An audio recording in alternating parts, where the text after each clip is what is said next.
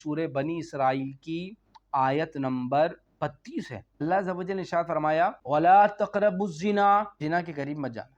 جب بندہ زنا کرتا ہے اس کا ایمان اس سے نکال لیا جاتا ہے۔ اگر وہ اس کیفیت میں مر گیا کہ صرف مخصوص اعضاء کا ہی زنا ہے، آنکھوں کا بھی زنا ہے، کانوں کا بھی زنا ہے، ہاتھوں کا بھی زنا ہے، جب حضور نے یہ 3 سینٹنس کہے تو صحابہ تڑپ گئے، یا رسول اللہ جلدی سے بتائیے وہ کون بندہ ہے؟ کلام بھی نہیں کرے گا اللہ اسے پاک بھی نہیں کرے گا اور اس کی طرف نظر رحمت بھی نہیں کرے گا۔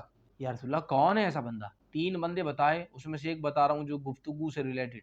فرمایا بوڑھا زانی، بوڑھا ہو گیا، زنا اور شہوت اس کے اندر سے ختم نہیں ہو رہی، زنا کی تڑپ اس کے اندر سے ختم نہیں ہو رہی، اس کی نگاہیں پاک نہیں ہو رہی، مفہوم عرض کر رہا ہوں۔ جان عالم صلی اللہ تعالیٰ علیہ وسلم نے ارشاد فرمایا اے میرے صحابہ، تم زنا کے بارے میں کیا کہتے ہو؟ تمہارا کیا پوائنٹ آف ویو ہے؟ تم زنا کے بارے میں کیا رائے رکھتے ہو؟ صحابہ نے یک زبان ہو کر کہا یا رسول اللہ، جسے اللہ اس کے رسول نے حرام کر دیا وہ قیامت تک حرام ہی رہے گا، آگے کوئی دوسری رائے نہیں، کوئی دوسری بات نہیں۔ سود حرام ہے تو پھر حرام ہو گیا۔ کوئی ہیلے بہانے بنا کر، کوئی مولوی صاحب کو چورن چٹنی دے کر، کوئی ایک وقت کا کھانا کھلا کر اپنے حق میں فتویٰ لے لیں، نو، مولوی صاحب بھی اسی کٹ کھڑے میں کھڑے ہوں گے جہاں کھڑے ہو کے انہوں نے فتویٰ دیا ہے۔ یہ امت جب تک بھلائی پر رہے گی، جب تک ان میں زنا سے پیدا ہونے والے بچے عام نہ ہو جائیں، اور جہاں زنا سے پیدا ہونے والے بچے عام ہو جائیں گے کہ یہ امت عذاب میں مبتلا ہو جائے گی۔ اللہ عز و جل نے ارشاد فرمایا ظہر الفساد فی البر والبحر بما کسبت ایدی الناس، یہ خشکی تری کا فساد انسان کے ہاتھ کا کمایا ہوا ہے، وہ کسی کو بلیم نہ کرے۔ زنا کی اسباب کیا ہیں؟ پہلا سبب بدنگاہی، دوسرا سبب فحش فلمیں، تیسرا شہوت بھری گفتگو کرنا اور شہوت بھری گفتگو سننا، چوتھا ریزن دین سے دوری، پانچواں خوف خدا سے بے پرواہ ہو جانا، زنا کی سزا پتہ چل جائے تو مجال ہو بندہ زنا کی طرف بڑھ جائے۔ چھٹا عذاب آخرت سے بے خوفی، مولوی صاحب قبر کی قبر میں دیکھیں گے آپ کو بلا وجہ ہماری پڑی ہے، ہم اپنی قبر میں جواب دیں گے، آپ کیا قبر میں جواب دیں گے؟ لال سرخ آنکھوں والے قبر کو چیرتے ہوئے انٹر ہوں گے، کیا بولیں گے آپ؟ What is your name? درے ماریں گے۔ وہ پوچھیں گے من ربو کا، قبر اور کفن نصیب ہو جائے یہ بھی غنیمت ہے۔ تو لوگ ٹائٹینک کا ملبہ دیکھنے گئے، ملبہ بن گئے، نہ قبر نصیب ہوئی نہ کفن نصیب ہوا۔ کسی کو شیر کھا جاتا ہے، کسی کو چیتا کھا جاتا ہے، کسی کو گدھ کھا جاتے ہیں، قبر اور کفن کا نصیب ہونا بھی اللہ کی غنیمت ہے۔ کیا دیکھ لیں گے؟ کیا اگر شیر کے پیٹ میں چلے گا، ویل مچھلی کھا گئی، کیا دیکھ لیں گے؟ مگرمچھ کھا گئے، کیا دیکھ لیں گے؟ اللہ عزت اور عافیت والی موت عطا فرمائے۔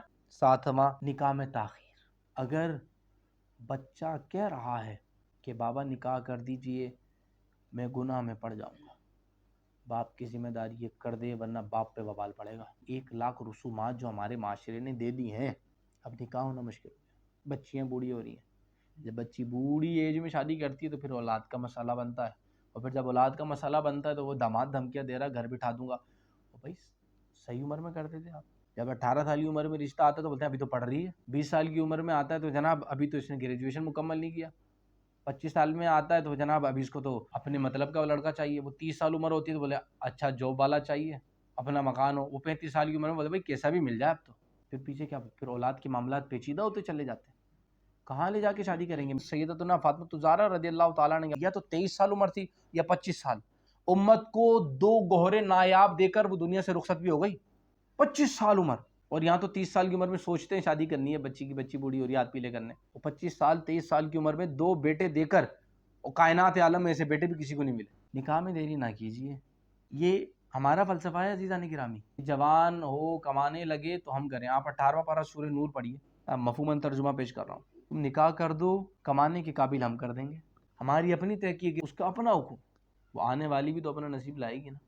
یہ تو آج کے 2023-24 کے دور میں کہانیاں بنی ہیں کہ کمائے گا تو شادی کریں گے، تو پہلے کما، ہمیں بھی کھلا، گھر بھی بنا، پھر دیکھیں گے، تو انتقال ہو جائے گا اس کا تو شرح۔ ورنہ آپ دیکھیے پہلے والدین باندھ دیتے تھے ذمہ داری پڑے گی خود ہی کرے گا، اور وہ ذمہ داری پڑتی تھی وہ انسان کا بچہ بن جاتا تھا، اور جناب بیگم آ گئی ہے، پھر کچھ ٹائم بعد اللہ خوشخبری دیتا تھا بھائی بچے کی ذمہ داری، بڑے ڈاکو انسان بن گئے شادی کے بعد، اور ایسے ڈاکو کہ پوری نفریاں پکڑنے آتے اور وہ قابو میں نہیں آ رہے تھے، والدین نے شادی کرا دی، پولیس کے قابو میں نہیں آیا، اسے بیوی نے قابو کر لیا۔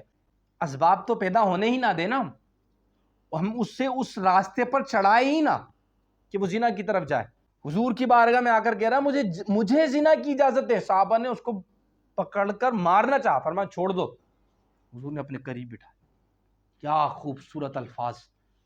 جانے جانا نے فرمایا یہ بتاؤ اگر کوئی تمہاری بہن کے ساتھ زنا کرے تمہیں اچھا لگے گا؟